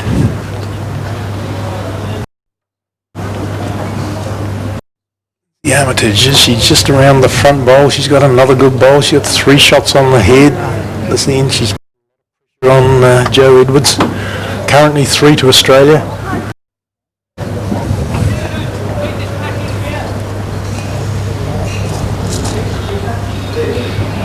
It's interesting to watch Joe Edwards walk back to the mat. She looks at it from 2 perspectives. She looks from the back and then she looks from the front, and all the time that she's walking back, Val's talking to her. Yes, it'll be interesting what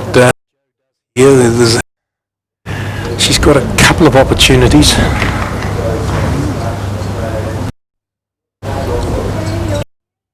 So 7-5 after 9, we're going to 18 match. Skips have the jobs to do now. Joe Edwards. Joe's elected to come down on the forehand.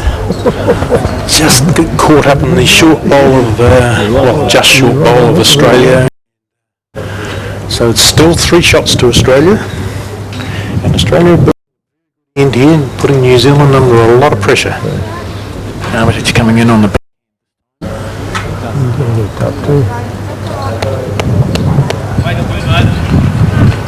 Going to rest the New Zealand bowl here. Kelsey Cockrell likes that one as well. Yes, well, New Zealand had both back bowls, and at some stage Joe Edwards may be playing with weight to this head. It's not at this stage though.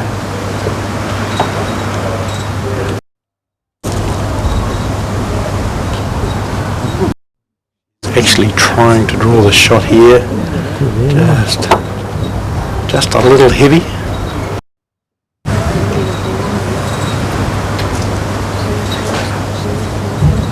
We saw there from the overhead shot, the current state of play. What you didn't see is the sweeping gesture of Cottrell, the big to tell Armitage just exactly where this next one needs to be. choice just might have worked here, Jim. Well, she did want it just in behind the head, just perhaps a little too far back, because there is a cluster of 3 New Zealand bowls about a metre past the jack, and she would be trying to cover those. Val Smith is changing the shot. Joe Edwards has been playing. She's calling her on some weight down the backhand. It looks, just by the way Joe's lining this up, that she's going to come down with some weight through the backhand. It's straight, it's true. Is it on target? Yes, it is. Good job. It's the end result of that. The end result, says Val Smith, is we are 1 down. So I guess that's a save of 2 shots. It has taken out the closest New Zealand bowl, but has also taken out, of course, 2 of the Australian counters, so a big change. So now will we see Armitage draw onto the... Well, Lindsay Armitage will be wanting to draw another shot here, so she can put the pressure back on New Zealand. She's not only drawing the shot, she's back, about nearly just over 2 feet. I'm not too sure what millimetres these days. Not quite in that field. And Australia are holding 3 shots.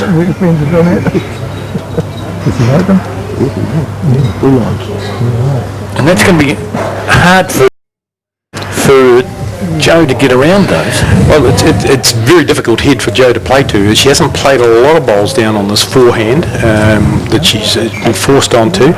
But she will be trying to nestle in amongst the Australian bowls. Of course, as we said, she is 3 down, so it's just a matter now. She got sufficient weight to reach the head. It's not a bad effort, but it is. Weight was perfect, but just a touch more to sit in on the jack. 3 shots to Australia, and Australia have 1 more bowl to play, and they've just got to determine where they're playing the last bowl.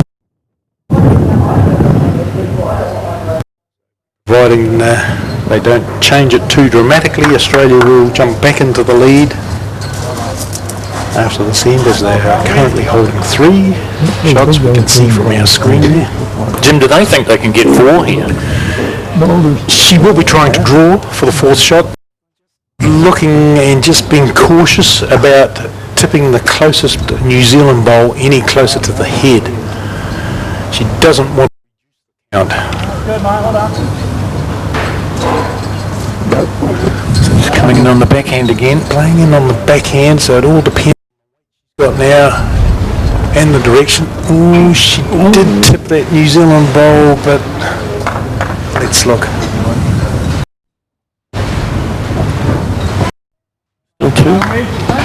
Smith, Kelsey Cottrell are both looking at it. Still 3 shots to Australia. So Australia broken the drought there. They haven't scored, but have picked up a 3, so have actually gone back into the lead, and currently Australia lead 8 to New Zealand's 7.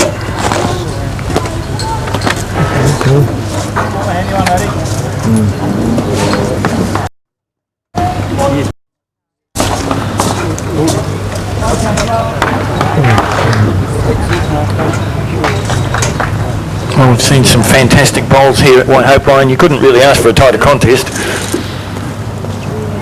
in this all-important pairs meeting, 3rd day test. First bowl to Australia, Kelsey Cottrell. Oh, it's a cracker. What a great bowl for a start. As we talked about, the first bowl has to be close, and better than that. Directly in front of the jack, automatically, as we spoke before, makes it Val Smith to see the jack. It's psychologically, you're just trying to get close, but you can't see the jack to draw to it. Joe Edwards is looking very closely at this bowl and saying, "You're very close, Val. I'm happy with this. Just slightly short." Even though she can't see the jack, would she be keying in bowl in that situation? She uses the Australian bowl to play to, yes. Definitely she's draw to the Australian bowl, but realising that the Australian bowl is slightly short of the jack, she's generally trying to say, well, I've got to be just in behind it. Yep. Yes, sure. Yeah, if I'm looking to get to the shot. whilst our overhead camera that you just saw there showed the Australian bowl, the New Zealand player Val Smith, who can't see that.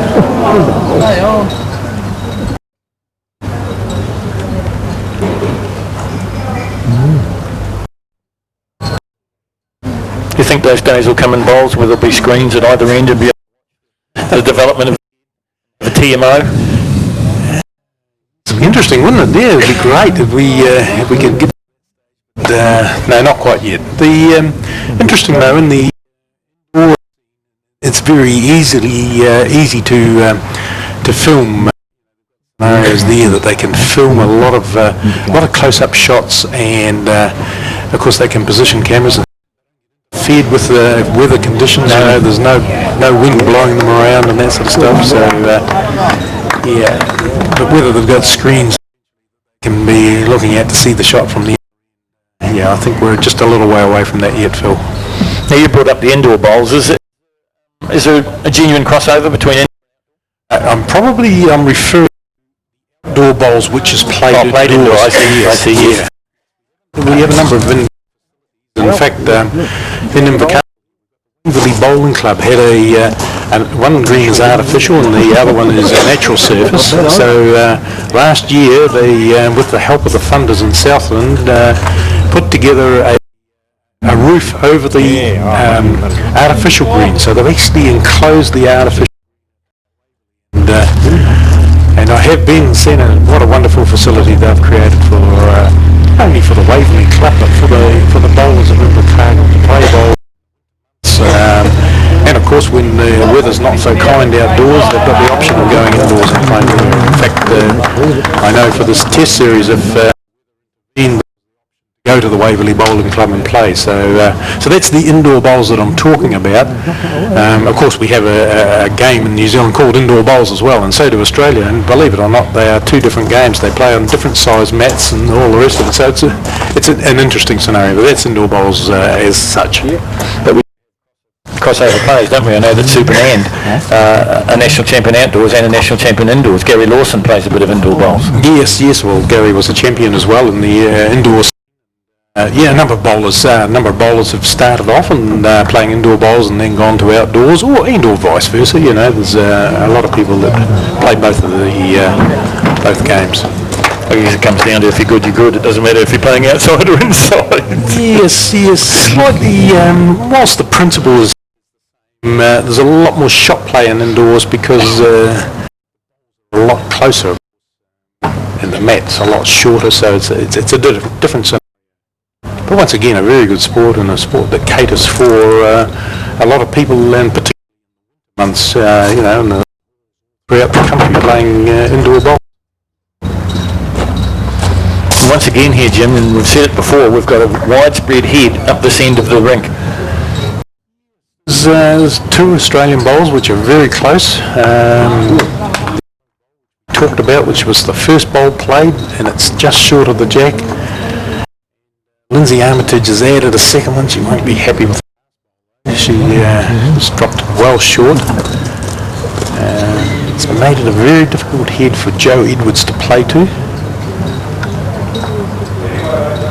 Still playing on the forehand, just looking to get another ball close to the head. But I suspect she just looks like she's got a bit of weight once again. The ball's gone right round to the back, so very difficult head for Joe Edwards to play to. But for Lindsay Armitage, an opportunity again to add another shot. The backhand this time. Trying to get around close. Once again, she can't see the jack either, but she's done a fantastic. Oh, is she? No, she's promoted the New Zealand bowl. No, they're both Australian bowls as well. Two blue bowls Australian, and of course the eye bowl of Australia. 3 shots. Has opened it up slightly for Joe Edwards, but she's exceptionally lined bowl to make a difference. She's coming in with a bit of weight. Oh, and it looks narrow. No help.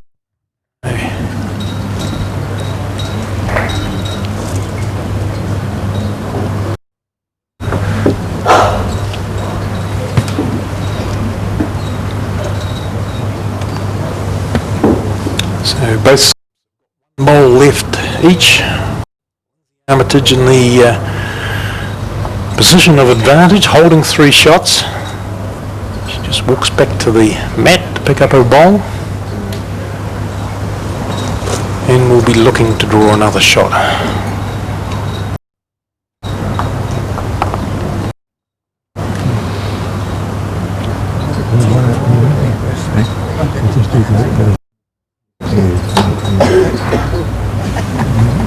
Maybe she's seen some danger at the back there, looking to get a bowl of cover over the back.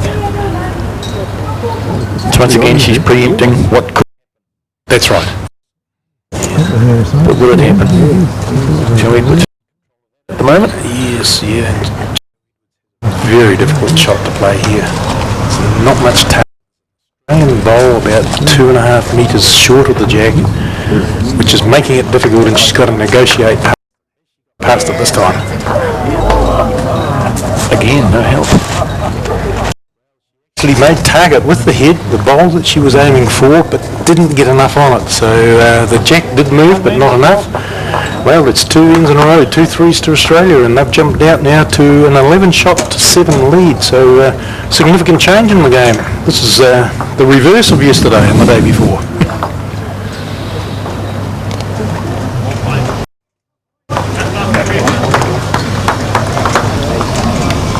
Well, at this stage, it goes to show that I shouldn't predict anything, doesn't it?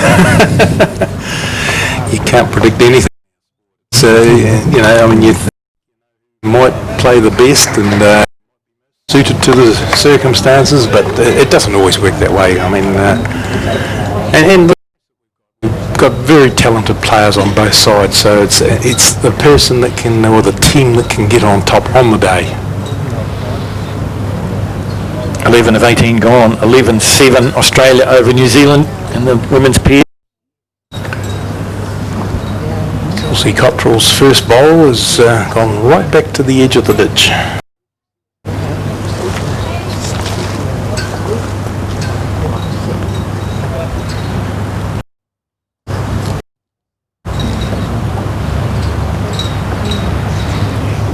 Val Smith standing here like a statue now. She decides to move.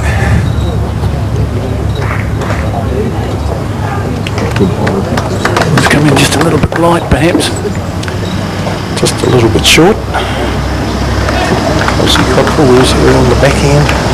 Just seen considerable number of balls side of the rink. We've mentioned it before. Now obviously it's making a difference to the probably wearing a track on that side. Comfortable on that side of the head. They do. I think that's it entirely.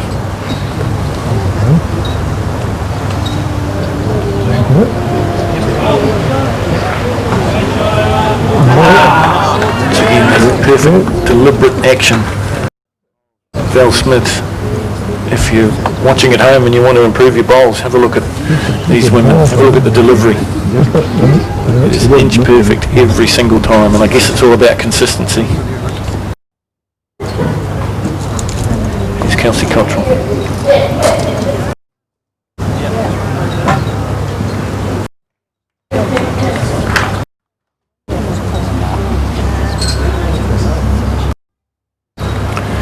Kelsey's played an excellent bowl here, just come Smith's bowl, drawing the shot.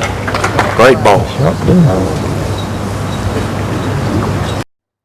Val Smith will be wanting to ensure that this bowl at least reaches the head. She has 2 bowls which are short.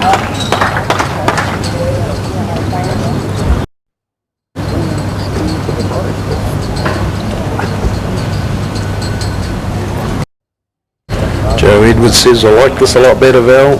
Go On the Australian bowl. both good shot. Yeah, great shot from Val Smith.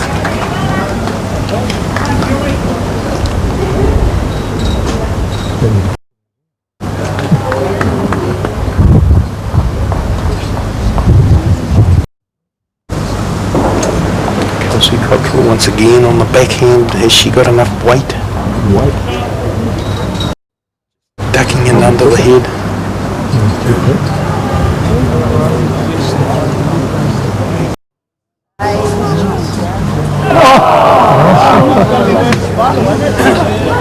Val will just want to put this close, won't she? She won't want to disrupt what's happened at the right by the jack, but she'll want to get... Val needs another bowl on the head. You know, they just, as we said before, she had two. Looks like she's going to timber on one of the short ones, but has turned it up. Oh, in fact, it's turned it what, about a half. Is holding two. That's rather fortunate, but that is the rub of the green, Jim. That is the rub. Absolutely. I'll say that she intended to do that. I'm sure she'll say that. There's always arena. Some of the spectators there enjoying the view down at the TransTasman bowls in Invercargill, looking over the fence. Must be the best spot to view it from.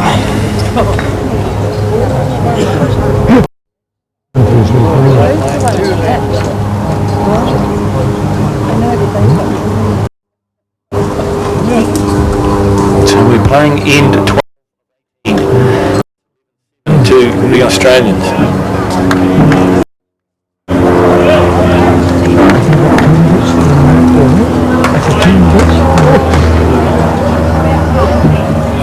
Once again, she's got the slide off the front bowl and come up into the head. Kelsey Cottrell indicates that she's still one down, but has changed the head and now has 2 seconds. So yeah, a good bowl from Lindsay Armitage.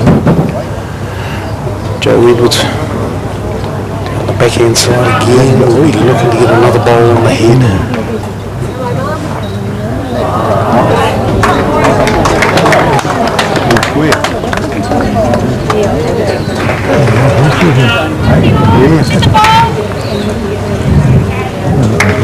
Kelsey Cottrell just there was giving some instructions. I thought that was interesting that Armitage played with a bit of weight in that previous shot. It was early days, but I suppose she felt that the New Zealand bowl was a danger. I guess the options were that she wanted to try and alter things around a little bit. She played an excellent bowl here, turned over her own short bowl and in for shot. Great bowl there from Lindsay Armitage. Great shot. Val Smith's calling Joe Edwards on a similar type bowl, trying to work off Val Smith's bowl, which is just jack.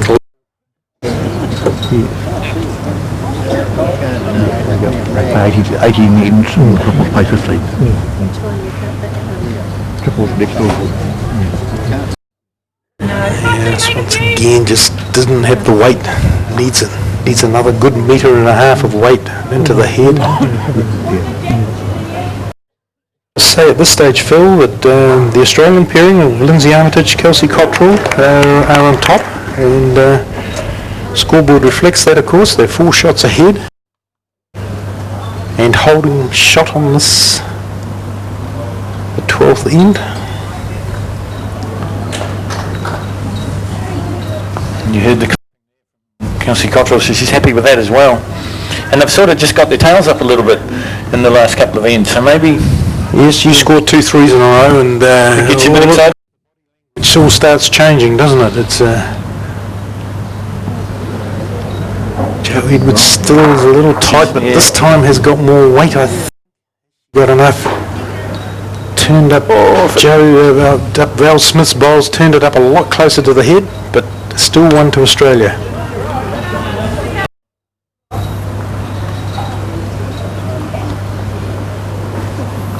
But once again, we see from the overhead shot that Armitage can't be too aggressive here because of her bowl either. Rid of the New Zealand bowl, but she can't really disturb the rest of the head. No, there's no need for her to be aggressive either. She's just got to get another bowl close to. And it'll be interesting to see what hand she plays here, because she called on the forehand, I believe, but there's opportunities of coming in both ways into that head now. She has opted to come into the backhand way into the head. New Zealand bowl is just a bowl low, but the chances of turning it in are not. We'll be trying to rest in on the New Zealand bowl, sit in there and get another shot. Has she got the weight? Oh, she's going to go short and... fraction of weight, but does it change Joe Edwards' shot? Val Smith says, no, you're back over on this forehand. the backhand entrance is kind of blocked now? The chances of getting the shot for New Zealand on the backhand are not great. The only way they can get it is actually draw off their own. Whereas the chances on the forehand, they can actually get to the jack, and if they move the jack, and Val Smith's having a lot closer look at this bowl. There's a chance of getting. There was a chance of getting the shot off the wing, off the side bowl. Just went through the hole, but she was right in the target area. So anyway, but there's another. After 12 of the 18 ends, Australia are now out to a lead of 5 at 12 shots to 7. Well, I'll tell you what, folks, if you're watching bowls for the first time, I hope this has shown you that there is such a lot happening down on the ring. There's such a lot you've got to think about. You've got to be thinking sometimes 4 shots in advance. I mean, it's enthralling stuff when you get right into it. Certainly got to be thinking ahead. You've got to be thinking about the position that you're trying to build heads and trying to put bowls in position so as I say, creates opportunities for the latter bowls to score, to work off other bowls. Once again, a good opening bowl there from the Australian lead, Kelsey Cottrell. Just 20 years of age, as we told you. It's 126 international experiences under her belt. So they start them young in Australia. Having said that, they start them young in New Zealand as well. We've talked before about the development program in New Zealand bowls for the schools and high schools, under 18s, under 20s. Yes, and we talk about the New Zealand pair that are currently playing in Val Smith and Joe Edwards, and they're both in their 40s, their early 40s, but playing bowls for over 20 years. So they too have started at a reasonably young age, and so they've been playing a lot of bowls, a lot of experience, and just some wonderful. I mean, the last World Bowls, which were held in Christchurch, certainly was Val Smith, 2 gold medals, Joe Edwards, 1 gold medal, and since then out from bowls just to have a break. She needed a break. She'd played a lot of top level competition, so wasn't available for the Delhi Games, but has come back with a vengeance, and in Christmas time and Dunedin come away with 2 New Zealand titles, so she's back to her best form. A sigh of relief from Bowls New Zealand when she decided to go back to the mat? I think you always welcome somebody of Joe Edwards' quality back into your fold. Well, to put it this way, they're never far from it, are they, when their performances are that great.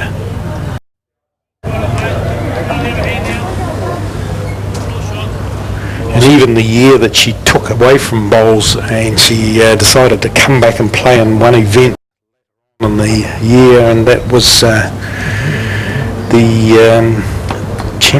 World Champion of Champions. I just can't recall. It was the World Champion of Champions, and it was played in Australia, and Joe Edwards went over there and won it.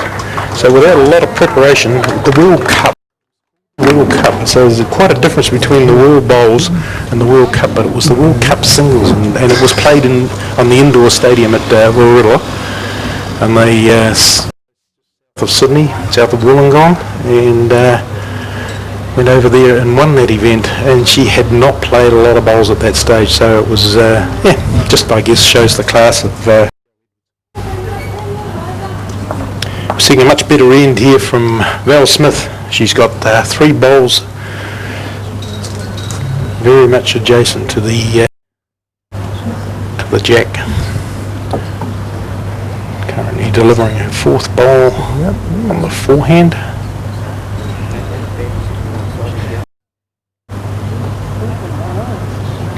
Coming in. We won't be unhappy with that bowl, just slightly covered the jack on the forehand, so very good bowls from Val Smith. So we're likely to see Lindsay Armitage play with some weight, and down the forehand side she won't want to leave it, the situation of being 3 or possibly 4 down. Have a look from an overhead shot there. Certainly looks like New Zealand bowls. Yes. Well, Jim's predicted it. Here it comes. straight and true. I think she might be off target here. She's on the forehand. Oh, she copped an edge on the front bowl, and Kelsey Cottrell says she's wiggling the fingers, doesn't know whether to put it up or one down. Val Smith is much the same, just not 100% sure whether she's one up or one down. It's very close, so what a good shot there from from Lindsay Armitage. Once again, the right result, but slightly off in the application. She's slightly off, just got a edge on one of the front bowls, but once again was in the target area though. Oh, just the finest of cuts. Yes, it was interesting weight that Joe Edwards is thinking that she is one down, and I was surprised that she's playing with ditch weight on this occasion. She's just looking, I would have thought, to one or two of the Val Smith bowls into the head, or perhaps the Australian bowl, and trying to just the bowl that's just been touched. Yeah, may not be quite so advantageous now because the back position is not as good. The last Australian bowl is about a metre beyond the jack. There's another one, another Australian bowl, another yellow Australian bowl about a further metre back from that. Anyway, Joe Edwards on the forehand, once again playing with quite a lot on the forehand. Is she on target this time? Certainly is. She's cleaned out the Australian shot bowl. New Zealand holding possibly more, possibly two, possibly even three. I thought for a millisecond there she was going to take out her own bowl, but that was precision. It just missed it by millimetres. Yes, well that's the class, isn't it? Now what does poor old Lindsay Armitage do here? Well, not so old because she's only 27, but yes, it seems like she's got the world on her shoulders right now. She'll be playing with weight down the forehand again. So she's on the forehand. Is she on target to the jack? She's spot on the jack. Oh, the jack hit the back bowl and has sprung out the side. Now, is that a blue bowl out to the side or is it a New Zealand bowl? I think it might be a New Zealand bowl. It's indicating. Just having a reposition of our crane to see if we can give you an overview shot of that one. Here's the jack out in no man's land, and that is... It's an Australian... It's an Australian bowl. Blue bowl, which is way towards the... yeah, look, they're a long way away. The shots are at least 2 metres away from the jack. Joe Edwards is out on some new territory that hasn't been played on. Close enough. Certainly found that it's been difficult. I'm just not sure whether she's got up enough for a shot. Certainly a long way short. This is Lindsay Armitage's last bowl, so it'll be interesting. We'll get an answer from the players. This one looks very much on track though. This is going to negate all our predictions here because this is going to sit by the jack and this is going to give the Australians one. Certainly holding one there, but yeah, it's around about a metre short. And I think Joe Edwards will try and draw it. Yeah, not quite a metre short of the jack, says Val Smith. And the other thing, whether it matters or not, there's plenty of open spaces around, so she can draw. You know, she's not going to be impeded by coming off another bowl. Certainly no other bowls in draw. I guess what she's determining is the bowl worth some shots. And that's why she's asking some questions of Val Smith at the present time. You see Joe Edwards waiting on the mat, waiting for a response from Val Smith. In fact, Joe's going to come to the... What they're looking at here, Phil, is New Zealand have second. Do they possibly have third and fourth shot? And if so, is the bowl worth... And if it is, you'll see Joe Edwards will try and drive it out. Yep. If it's only worth one shot, she'll try and draw. Because the odds are that she should be able to draw that. That's she's using her arms and her fingers, and what they're doing there is determining the distance between the jack and their bowl, and of course the jack and the opposition's bowl, trying to determine which is the closest one. Now, just from our overhead shot there, it looked like maybe the Australian just a whisker in front. And if they've got the second, or perhaps the third shot, Because that bowl down on the left is it's another Australian bowl, isn't it? yes, it is. So the blue bowl to the Australian bowls, they have shot. She's playing with weight. She's decided to get on rid the of it. drive. On the drive. What's happened here? She's got the jack straight into the ditch. 3 shots. Well, an interesting result, because I'm sure that she wasn't going the jack in the ditch. That's perhaps the most difficult, but more so looking to get the shot bowl out for 3 shots. Anyway, it's the same, and New Zealand picked up a 3 and have come back into the game. So is this what you've been talking about, Phil, this comeback? Well, I hope so, Tim. 3 ends, they've dropped on that one. They pick up a 3, so the scores now, New Zealand have gone up to 10, and Australia still lead, of course. 12. Great shot from Joe Edwards, Phil. Unbelievable. As you so rightly said, Jim, I don't think in it to play. But it was in the target area. Oh, yeah, sure. Yes, yeah. It wasn't the result, but it's in an area which she's trying to go. But I'm sure she was trying to drive out the shot bowl itself, and expected that she had at least 2 seconds, possibly more. Anyway, it's made the game very, very close again, and with 5 ends to go and only 2 to do, another cliffhanger. Yeah, it's going to be edge of the seat stuff, all right, here at Waihope. The women's final match-up in the pairs.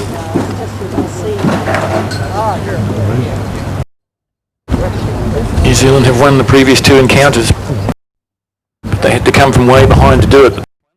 Nip and tuck all the way, 12-10 New Zealand, Australia, New Zealand, but New Zealand picking up 3 shots in that last.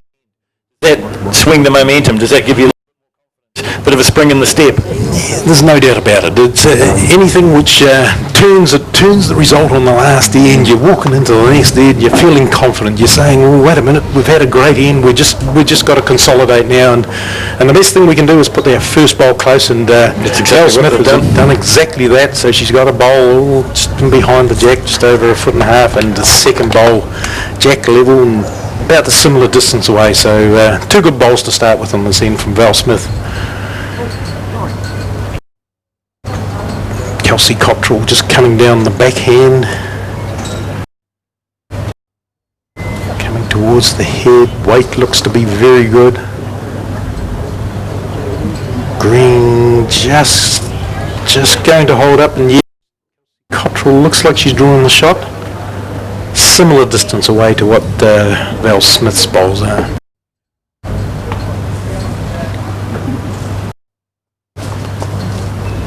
Goes away on the backhand, looking for a good response.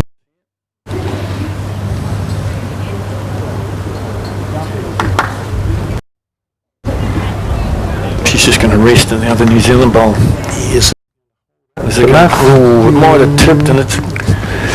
I wouldn't call it. No, well, and we possibly don't have to as yet, because there is a lot of bowls to come. I mean, that's the first 5 bowls are on the head, but the 6th bowl of this, the 14th end.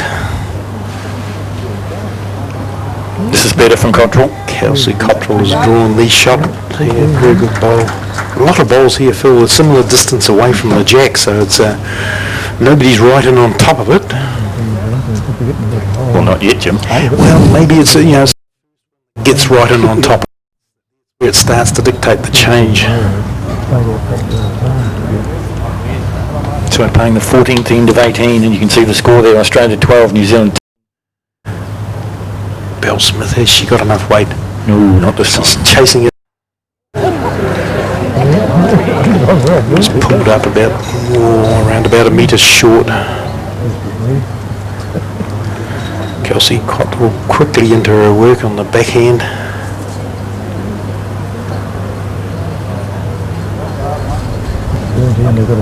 Once again, it's close in on the head. Is it going to stop? Just going to run through as well.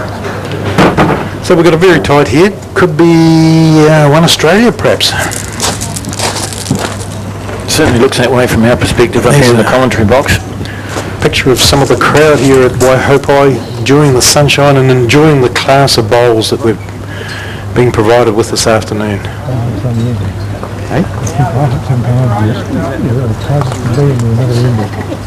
Now what's going to be the initial response here from Joe Edwards, Jim?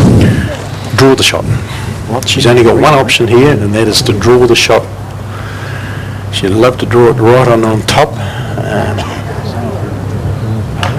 That's what she's trying to do, and she looks like she might be on target here. She's certainly on track. It's just a matter of whether she has sufficient weight.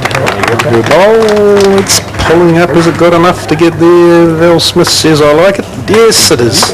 Yeah, it is. So that's New Zealand. That's the one which starts dictating now the way the head is played from here on in. Certainly Lindsay Armitage won't be short of that bowl. Well, she wouldn't want to be short of it, put it that way. To be short, what does she do? She's going to be short. She's going to be short, yeah. But that's not what she was wanting. No, just caught out maybe by the conditions, the occasion a little bit. New Zealand holding one.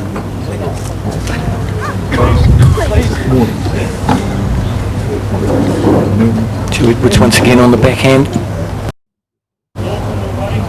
This one's got a bit more weight on it and it's on target for the jab. She's played another great bowl, Joe Edwards. This is bowl. right on top. Excellent bowl from Joe Edwards. Bowls. That's the class we expected her to play. Out comes the spray chalk from Val Smith, denoting a toucher.